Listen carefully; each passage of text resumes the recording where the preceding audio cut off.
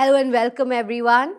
Coursera and ETEducation present to you this very thoughtful panel discussion that we've scheduled for you. This is about advancing higher education curriculum to careers. Please join me in welcoming my esteemed panelists for the day, starting off with Professor Dr. Partha Sarathi Chakraborthy, Group CEO, MCKV Group, Kolkata. Thank you, sir, for joining us today. Welcome. Then we have with us Namrata Datta, who's the CMO and Director of the Camellia Group. Thank you, Namrata. Thank you for having me. It's our absolute pleasure. Then we have with us Dr. Sanku Bose, Group CEO, Sister Nivedita University. Hello, sir. And last but definitely not the least, we have Prashasti Rastogi, who is a Director, Coursera for Campus. Thank you for joining us, Prashasti. Hi. An absolute pleasure always. Today, via the course of this discussion, we're aiming to understand the sort of shifts that are taking place in higher education, the emergence of online learning for e-credit. We also have this need for students to be aligned towards the industry. They need to be market ready, job ready, but also be equipped with life skills that makes them learners, continuous learners, and helps them excel in a career which is going to be defined by AI, and we will be delving into all these aspects during the course of our discussion today. Now, to set the stage, I would love to know from all of you, what do you think is the number one shift that's taken place in higher education now with the emergence of technology, the sort of paradigm shift that the pandemic brought to learning, and with students being more tech savvy than ever? What are the sort of trends that are shaping and reshaping the educational landscape? Sir, if you would like to go first. For any professional colleges in our country, there are some regularity bodies, whether it's an MBBS, law, engineering. Like for our engineering and management course, the regulatory body is AICTE. Now, the AICTE, they mandate that this many of, credit point has to be in the 4 years duration of BTech or 2 years duration of master's degree. Now, then as per NEP, after the COVID, which has been implemented in 2020 and presently all the universities are implementing, there is a scope to amalgamate online courses which are skill-based and the emerging technology, which I think is very, very much required for the employment, for the entrepreneurship, and for their own sort of parents' hereditary business. All things has to be taken care of. And in that sense, the courses are designed in such a way, like a mainstream of course like computer science. No, not only BTech computer science, BTech data science, exclusively BTech AI, BTech IoT, BTech machine learning. These all streams are full-fledgedly happening with 180 credit hours for the 4-year duration, having components of small parts of electrical, even electronics, even mechanical, even drawing, all sort of things. That's the trend, because the global market, global scenario is for general AI. Absolutely. That's interesting, sir, to see the sort of shift that's taking place here. How would you like to respond to that, Namrata? Well, with the emergence of NEP, what it has done is it has made education multidisciplinary. So now part of the content can be disseminated online. And it's a really great aspect because there is a real need for an industry aspect in our education system. So I think until recently, there was a gap between industry and education in India. And with these practices now, this is starting to be filled out.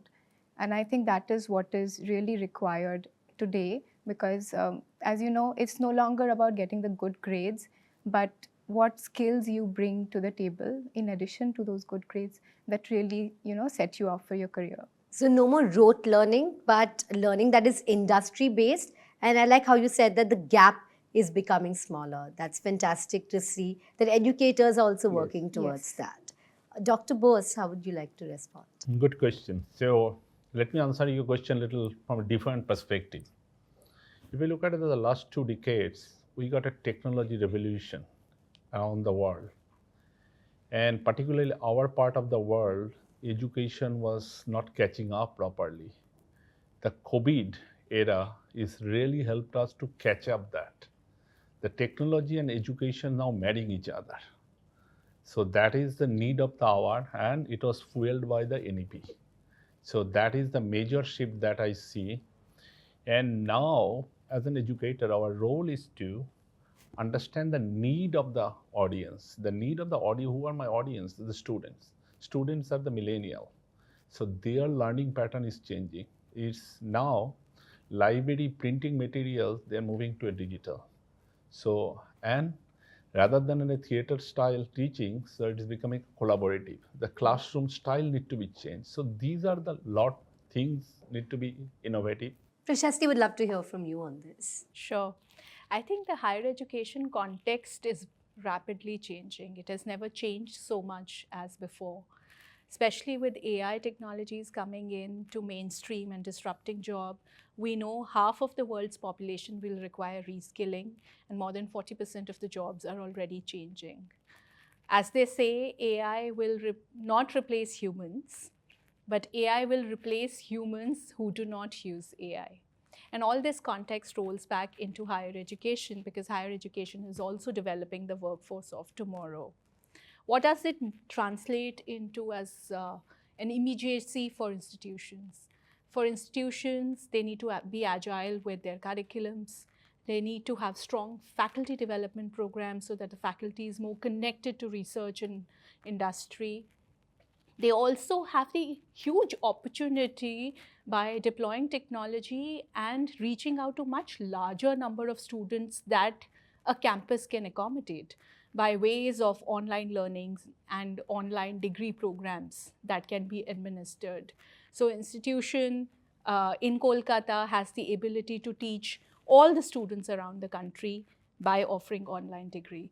So education is right now a wide campus, a broad canvas, and there's so much more that technology and academia can come together in.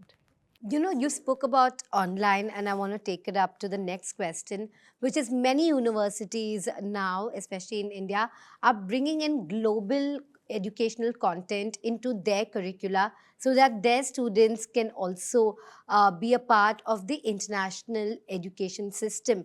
Now, with respect to that, how do you see online learning evolving, especially online learning for credit? And how do you see students and educators adapting towards this shift? The concept of online, which is a buzzword now. Now you see the history of the mainstream of education and the non-mainstream. See, in our country, long time back, there was a non-mainstream, chartered accountant, company secretary, insurance, actuarial science, cost accountancy. There is no college. Students used to study, then study material, they used to appear chartered accountant. Even there are many membership examination in the medical facilities where FRCOG, MRCP, all these things. It is happening in Kolkata now, in Delhi. They write the examinations online. So the people were thinking earlier, distance education, online education, inferior quality than the main regular course, even in the job market, in the interview. But it's not true. Recent notification of UGC and AICT has given equal status an online degree of MTech level and a regular course of MTech level in the campus are the same. If you read the last 6 months advertisement in the newspaper, most of the IITs, they have started MTech online. More number of students can be accommodated. It means you are doing good work for the society. IIMs, they have started executive MBA online. More number of students can be helpful. And people think about IIT exclusively for the cream, IIM exclusive. But why? It should be for everybody who can afford. So online is the main E thing, the in thing. Now, what the question is that when you go for online for any particular course, whether industry will absorb me or not. Absolutely. So, industry and institute, there should be close gap, should be minimized as a bridge. What is the requirement of the industry? So, close interaction with the industry has to be done through inducting university people in the academic. That's a fantastic thing. Unless industry are not having direct link with the academics, there will be no grant for research, which has been happening in most of the European and US countries. The research is funded by the industry. Here, UGC is funding, Ministry of Science and Technology funding, CSIR funding. Where is the industry? Very few. That has to be taken into consideration. We need to convince the multinational company. Our institutions having talented faculty members, and they can do your research and you can commercialize that product, the research end. This is number one. Second thing, what I feel the gapping in our country, the faculty members are more inclined, writing research paper. Someone is having 500 research paper. I asked him, how many patents do you have? No. The same work has been done by other countries as they have done the patent. So many of the Indian works are already patented by other countries. So our faculty members have to be much more careful that instead of writing papers, they have to engage themselves in applying for copyright and patents so that it is globally recognized. Some very salient Very important points. thing. Absolutely. Because writing research paper is something. Citing examples, impact factor, all those, it has got no meaning unless industry will accept your paper. Without any patent, no chance. It has to be industry aligned, as Yes. you're saying, not and dreams industry and will first dreams. ask you, your paper has been patented? Right. No, sir. Sorry, I cannot accept. It's fantastic to see your passion, sir, Yes. when you talk about these topics. Now, I'll take that across Yeah, to sure. Namrata.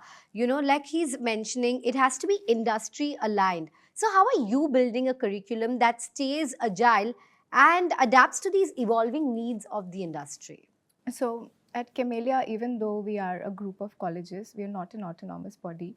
But what we are doing is we have online sessions where some academic veterans from around India, they come in and they have these sessions where they discuss industry-oriented skills, personal development skills with our students.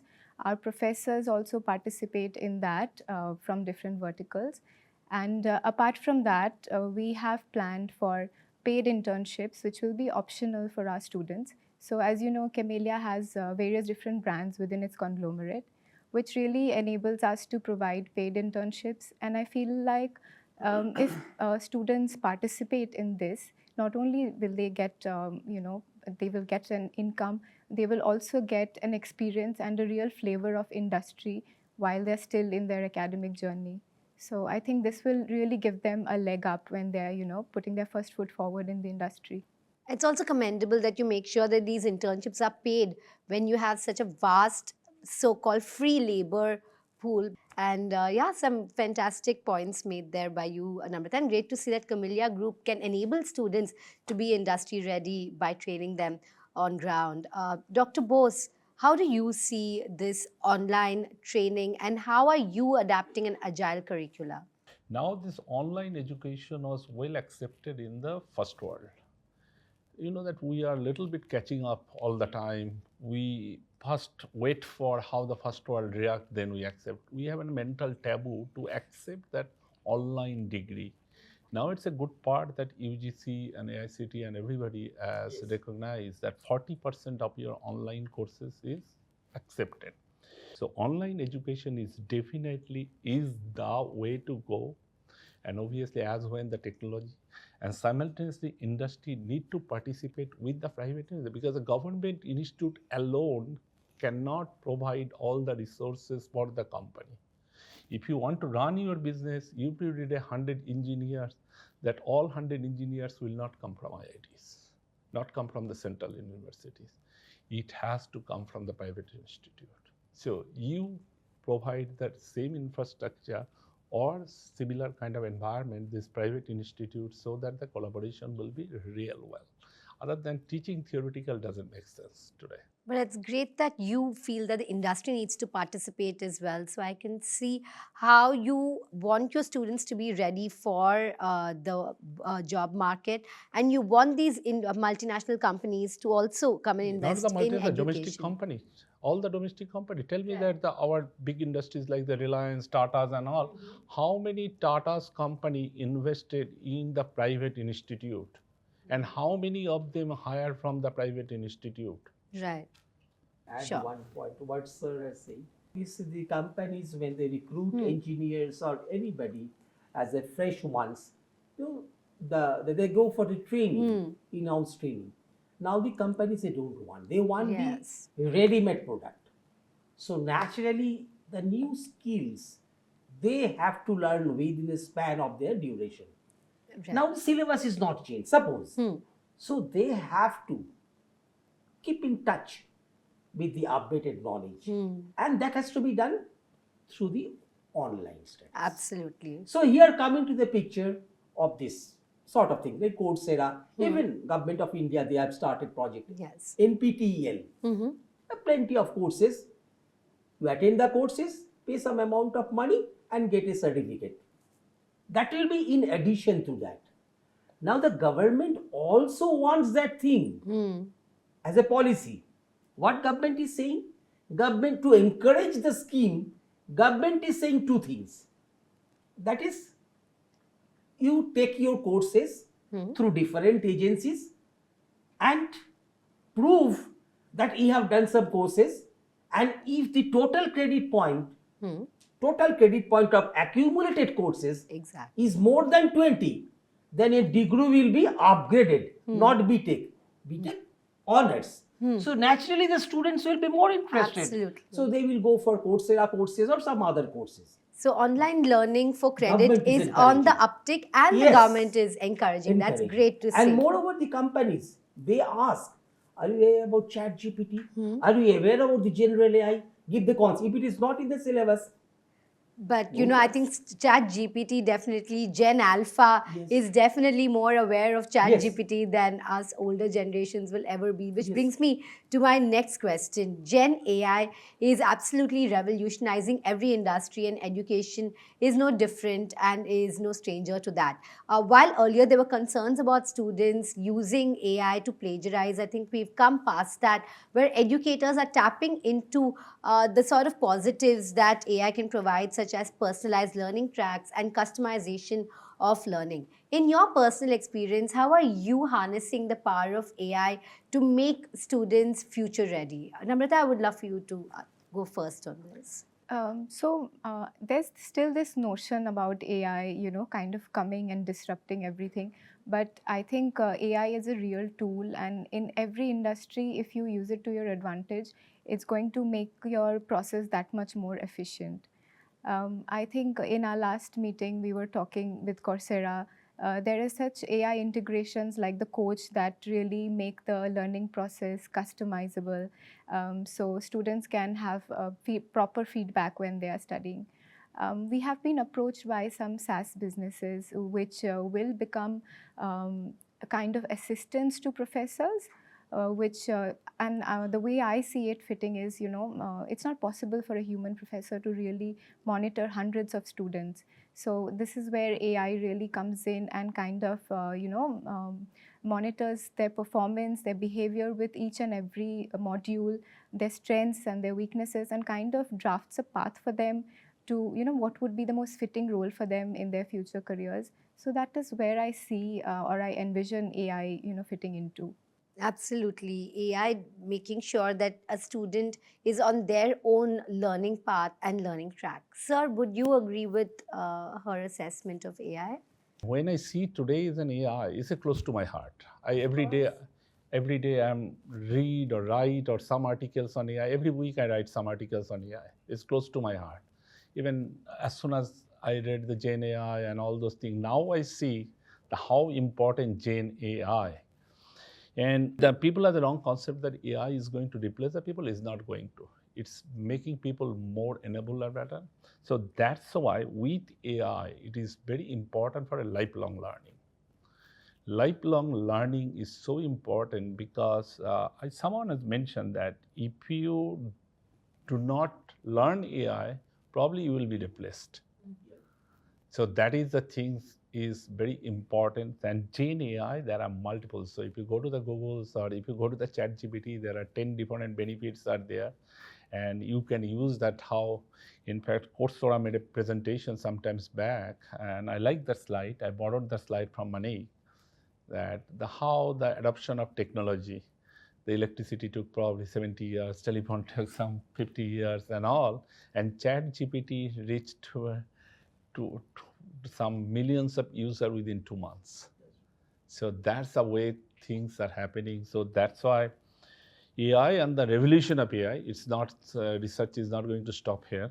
And you know that I also do part-time, do investing on stock and US markets. So I'm investing heavily on AI. Almost my 90% of investment I've just invested on AI. Oh, that's a good tip. I like to add just Sure, one. you should. One line. I passed a long time back my class 12 examination. That time, one of my brother, he was a faculty member of electrical engineering at Jadavpur University. He did his PhD from UK, Cranfield. He came back in the year, I'm talking about 1978. He was talking about artificial intelligence. Kritrim Buddhimatta, the Indian term. I did not believe it. I talked to some other fellows of mine, friend, it's impossible. How come intelligence can be artificial? Now, in 2024, I have found it has become so interdisciplinary. The three persons got Nobel Prize in physics. Their work is on artificial intelligence and machine learning. It means a physicist getting Nobel Prize doing work on artificial intelligence. World committee has accepted that physics is nothing but artificial intelligence. Chemistry It's all also coming got a a full PhD in circle. artificial It means the intelligence. interdependency, interdisciplinary, multidimensional approach of AI. Yeah, and how AI is now integral and is a part of every course and even the Nobel AI, Prize. Yes, we just it cannot. will not be replace of the human beings, but we need to It will learn this. supplement us Supplement. going into the future. Prashasti, what is Coursera's perspective on this? So AI has actually three interfaces, and listening to all of you, I just wanted to share that. One is how the industry is viewing AI. Industry is very clear that our processes and productivity gains will happen by implementing AI into our tasks. And there's about $4.4 billion productivity gain, which is pegged right now by adapting processes with AI. The second impact of that is they also need workforce that understands AI to be able to put into those processes, design those processes, and then also refine those processes, right? And this productivity gain can only happen if the workforce coming in is already acquainted with how AI technology works, which means the institutions need to actively teach prompt engineering, AI agents, and various other ethics and sustainability issues around AI into their classrooms. Do we have the faculty who is at par with the industry who can teach? Maybe in some cases, yes, but in most of the cases, unlikely. That's where an online learning platform who's collaborating with the industry directly and creating that base of knowledge can actually deliver into the classrooms at the institution. And the education policy allows you to earn credits for anything which is industry aligned. So that's the second paradigm. The third paradigm is how do we make students use AI for social impact. Let's talk about the ambulance helpline. The ambulance helpline has to be the speediest and the most accurate service, emergency service in the country. There's a project going on where ambulance helpline is being powered by AI so that it gets answered pretty quickly. Plus the geo mapping and the problem assessment is also done so that the ambulance is directed to the right specialty hospital where the patient needs to be transferred. All this is a mine of data But to be able to process this so fast, you need AI. And guess who are participating? Students at various universities are coming together to collaborate and solve this problem. How are they able to solve this problem? They understand data analytics, they understand AI, they understand prompt engineering, so they're able to build that helpline, right? So that's the industry participativeness, but also social impact. All these three pillars can only happen if the faculty steps in and says, hyper-personalized learning is the reality, and we also adapt to it. So at Coursera, we launched certain innovations to enable the faculty do that. One is we provided them a course creation tool and assessment tool, which is AI enabled. So you can actually customize learning, custom curate courses, but also take custom exams based those courses. So if you want to teach something that Google is teaching and also Yale University is teaching, you can combine that in your classroom and create a custom course. And you can assess students formative and summative on those courses. Second piece is students learn anytime, anywhere. Learning doesn't stop. So how do you give a virtual tutor in the hands of the student? We built AI Coach. Students are able to interact with the coach, resolve queries, learn advanced skills, or also do some doubt clarification. Third piece is learning in your own language. Coursera is now also available in Hindi language and multiple other regional languages because AI has enabled us to convert our courses quite seamlessly into languages that students speak. So there are various paradigms to AI, and we have just started. It's great to see you tapping into the potential of hyper-personalizing at scale with AI. So what would you like to say? In order to make effective use of AI, so what we did in Assistant Nivedita University, since I'm also dean there, so I make compulsory for 2 courses of AI. One is in fundamentals of AI, and the second is Gen AI and prompt engineering across all disciplines, whether you are in biology or agriculture or nursing. The second things I want to have in my parting comment that the primary school, middle school, and the high school has a significant role for the advancement of AI. Already CBSE has introduced AI from the grade 1.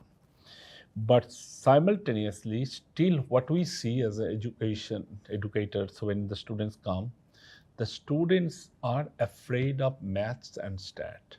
So until unless you are master in maths and stat in your middle school and high school, you will be good user, but you won't be able to appreciate and developing new things in AI. That's all I thought that. All right, sir. So I'll let you have the parting comment because we do have to wrap up right now. It's been a great and invigorating discussion here, great flow of ideas and exchange of ideas. Thank you so much for joining us today. It's been fun being a moderator and spectator to this discussion. And thank you so much for joining us, viewers. It's been great having you along with us in our journey in these discussions with Coursera and ETEducation, where we're talking about advancing higher education. So stay tuned and tune in to our other episodes as well. Thank you.